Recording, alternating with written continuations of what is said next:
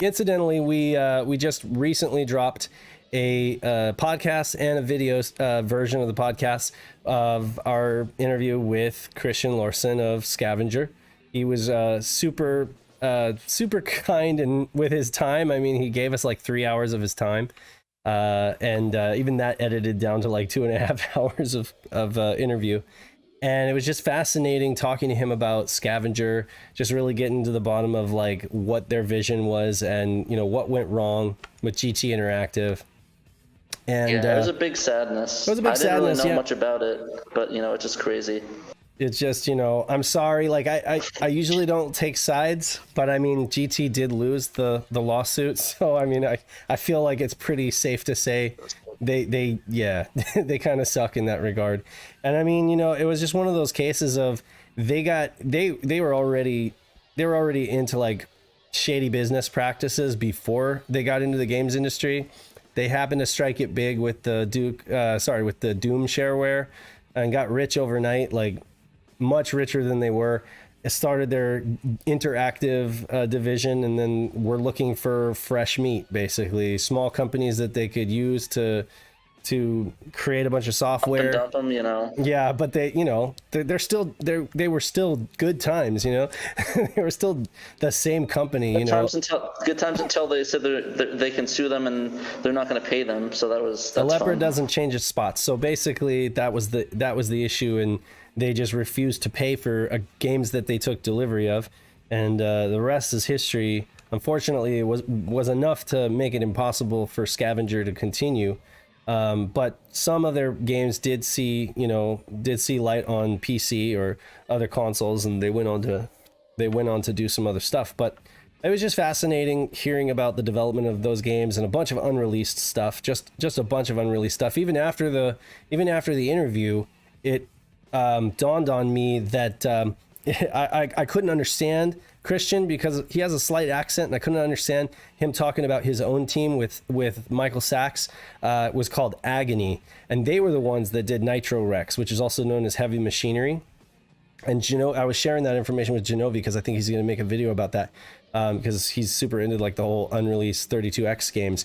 But we thought that it was a Zyrinx thing just because the Zyrinx was the one doing the 32X demos back then, but it was actually Christian and his buddy Sax who had Team Agony, who did Nitro Rex. So that was really cool to see.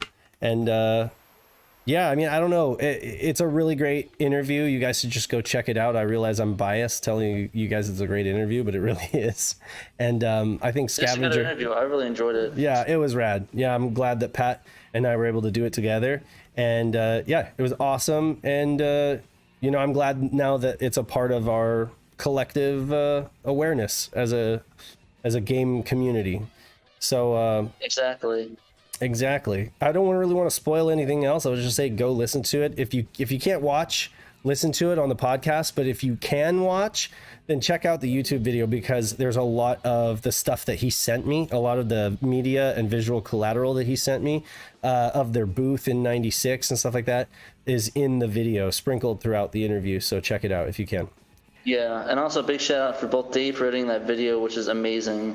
I love the effects, I love the vibe of it, and then of course Pandemonium for editing it and doing the amazing intro on that. Oh, absolutely. He if it wasn't for Nick doing the audio, Nick he did the audio and sent it to us, and that immediately painted a picture in my mind of what the vibe was and how it should be, and it just worked out so well, These are some sketches that Christian did. This is kind of what he would do when they had a new idea for a game. He would just create a one-page kind of sketch. Well, this is the booth actually, but usually a one-page sketch with some documentation on the idea, and then that he would pitch that to the artist and stuff like that.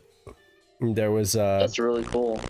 There was the Nitro Rex video. You can see these animations Christian did, these blow up fire animations. They're several frames of animation, and of course Christian's an artist, and so he did all the smoke animations, all the particle, the water splashes.